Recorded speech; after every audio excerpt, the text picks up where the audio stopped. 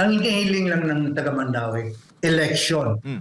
not disqualification. Insulto to sa mga Mandawihanon. Sa Bisaya pa, gikuhaan sa sagradong katungod ang mga Mandawihanon sa pagpili sa ilang gusto nga kinsay mo dumala sa renda sa pangagamanan.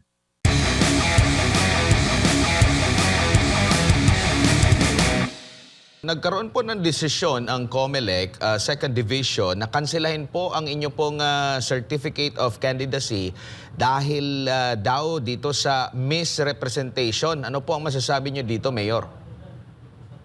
Well, I'm not surprised. Alam nyo, ang desisyon ng COMELEC is very off-tangent. Yung rason na kinansela ang aking COC ay hindi kasali sa petisyon laban sa akin. Parang nagiging abogado sila sa petitioner mismo. They look for another reason to cancel my COC. Opo, and pakilinaw po, ano po yung naging desisyon doon po kaugnay doon sa yung una na yung sa galing po sa ombudsman sa ating mga kababayan po na hindi nakakaalam at hindi nakakasubaybay dito po sa kwento na ito, Mayor? Hindi totoo nga nag-misrepresent ako sa COC. Una sa lahat, wala akong kaso nga naging final and executor. Yan ang tanong sa COC. Alam mismo ng COMELEC na hindi violation yon. Kaya nga, in the decision, they attack my eligibility dahil daw immediately executory ang desisyon ng kaso ko. Alam naman nila na yan ang pinaka-issue sa Supreme Court na case namin. Yung question na dapat hindi executory, ang penalty na disqualification. Yan ang prayer namin sa Supreme Court. Pero they circumvented it. Especially, they are the respondents to the petition. Mayor, may tanong ko lang po. Same ba kayo ng pangyayari or senaryo doon sa Cebu City? Kayo po ba ay pinalitan after po ng naging ruling ng ombudsman na ngayon parang kagaya kay Mayor Rama na siya naninindigan na siya pa rin yung alkalde sa kasalukuyan. Ganyan din po ba yung naging sitwasyon sa inyo, Mayor? Yes, exactly. Similar. Para sa akin, political persecution to ang nangyari namin ni Mike Rama. Bago lang si partner MJ, ano po yung magiging susunod na hakbang niyo po rito? Same kayo ni Mayor Mike Rama na ginigiit na hindi pa final yung naging desisyon ng ombudsman. At the same time, nakakuha rin siya ng TRO mula sa Supreme Court.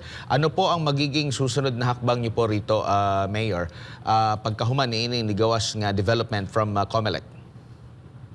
Well, after this, we will file the necessary MR, which will be treated as an appeal to the NBank and then to the Supreme Court if necessary.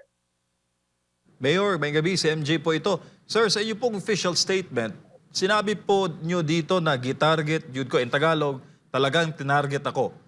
Ba't nyo ito nasabi, Mayor? Kindly expound on this. Well, obvious naman I've always remained transparent to my fellow Mandawihanos. Wala akong tinatago at hindi ako natatakot sa mga kaso na tinapon nila laban sa akin. I will face this. And I will continue to fight for democracy, justice, and I will not stop fighting for Mandawi. Sir, may mga programa po ba kayo dyan sa local na gusto ipatupad ng national government? For example, yung maalala ko, yung PI, controversial yun. Yung mga mayor na kumontra nun. For one, malapit lang dito sa amin, sa Makati, si Mayor Marcy Teodoro ng Marikina, kumontra po siya sa People's Initiative. At kasi kaparehas din po ng inyo pong experience ngayon, yung nangyayari din sa kanya. May mga ganong senaryo ba kayo, sir, if you can remember, na meron kayong national policy na ayaw niyong ipatupad sa inyo dyan sa Mandaue City? I think, ano lang eh. Alam niyo yung kalaban ko bilas ni Martin Romualdez.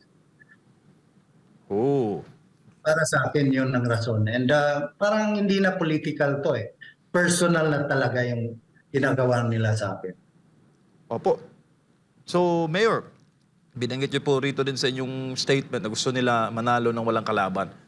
Gaano kalaking epekto niyan, Mayor, sa mga kababayan natin sa Mandaue na wala silang choice? Kasi nga, kung mga tuloy man yung plano, walang pagpipilian, mananalo ng uncontested. Paano yung mga supporter niyo dyan, Mayor, na gusto kayong iboto pero walang chance dahil nga hindi na kayo kasali sa eleksyon? Ang hinihiling lang ng taga Mandaue, election, not disqualification.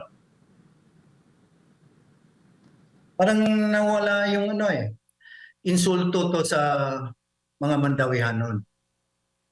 Sa Bisaya pa, gikuhaan sa sagradong katungod ang mga Mandawihanon sa pagpili sa ilang gusto nga kinkay mo dumala sa renda sa pangagamanan.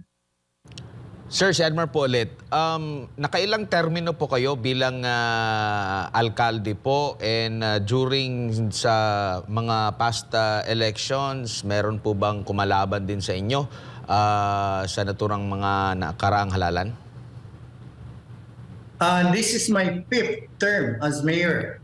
And yung first term ko, nakalaban ko na si Junkie Uwano, yung bilas ni Martin Romualdez. So sa kumbaga after ng unang tatlong term, kayo po ay Congress, 1 term. one term tapos bumalik ulit kayo at 3 terms as mayor, 1 term Congress, tapos balik ako. 2 terms as a mayor.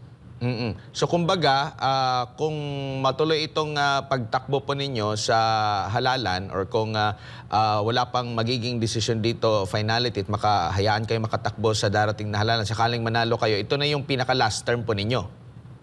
Yes, exactly. My last term. Opo.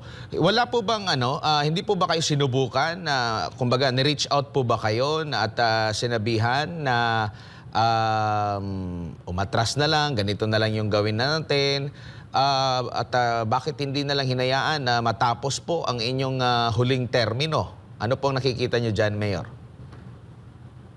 Yun ang in fact, I'm very willing ma-unite yung political clans in Mandaue.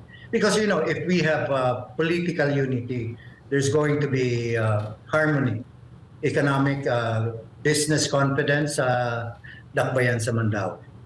And that's what I've been aspiring for. And sa mga pangyayaring ito po, Mayor, kamusta naman po ang Mandaue City? Hindi po ba sila naguluhan? Ano ba ang mangyayari ngayon? Meron na bang mga nakikita kayong epekto dito sa naging sigalot na ito, mga problema na kinakaharap ng lokal na pamahalaan dyan ngayon sa syudad? Well, yung mga Mandawianons are left hanging. Masali ba ako sa balota sa eleksyon? But yun lang ang mensahe ko sa mga Mandawianon. Do not be misled by false propaganda and lies being spread by our opponent. We will exhaust all our available remedies. Only the Supreme Court can decide on my candidacy. Mayor, ang ating pong mga viewer ay nagtatanong, ano raw po sana, first time sa inyo pong mahabang termino as pagka-mayor, ngayon lang po ba kayo, sir, nakaranas ng ganitong uri ng political persecution? Exactly. This is the first ever. Talagang parang dumadaan ako sa butas ng karayom. Po, at naiintindihan po namin, sir, ang inyo pong hinaing.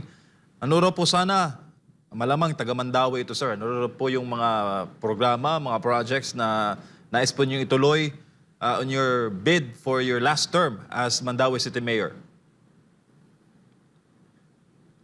You know, well, I have to be open and frank. I have, as what I've said, I've lived most of my life serving the public, and I will continue to do so.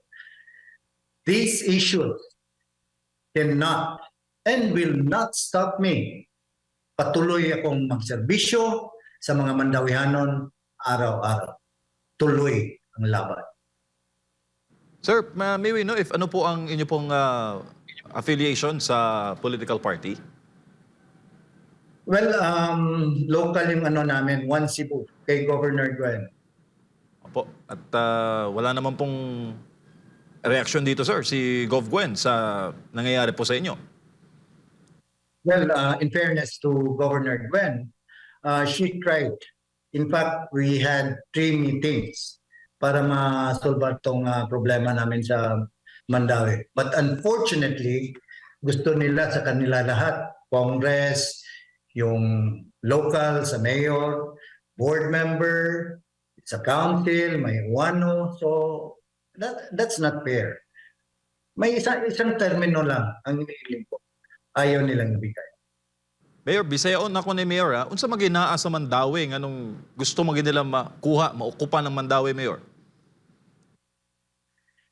You know, modesty aside, Mandawi is one of the shall I say, highly urbanized city, the metro city. And this is the gateway to Cebu City and Metro Cebu, the corridor, rather. And when I took over from the Iwanos, gamay kayo ang income. In fact, pagsugod yun ako, if my memory serves me right, ang income was only 500 million. Pero modesty aside, karon ang income, annual budget sa Dakbayas Mandawi is 4.5 billion pesos. So, Ang annual budget.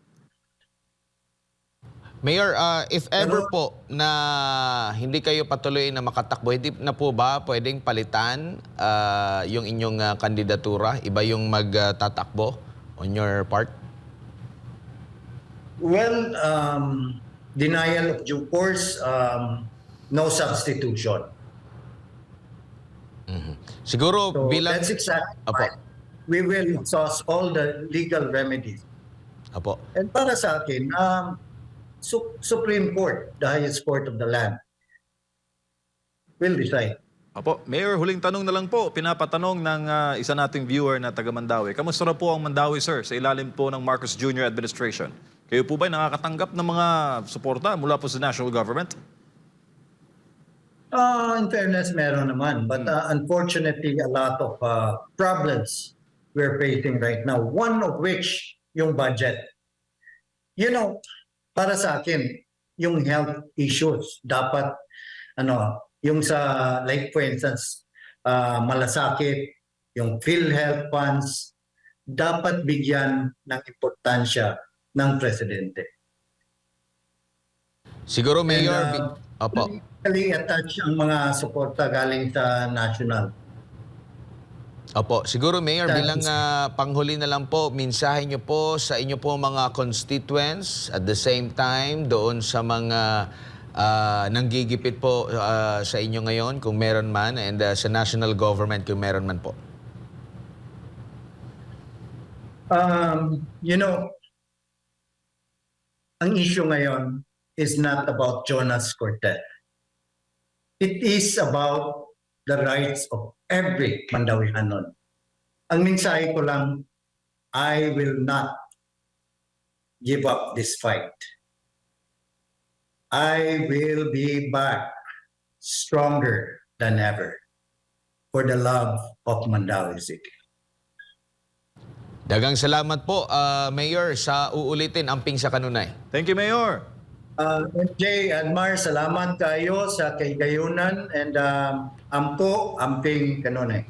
Dagang salamat si Mayor Jonas Cortez, ang alkalde po dyan po sa lungsod po ng Mandawi, Lalagwigan ng Cebu po, mga kapartner. Kaugnay nga po dito sa mga kontrobersya, issue na kinasasangkutan po ng butihing alkalde.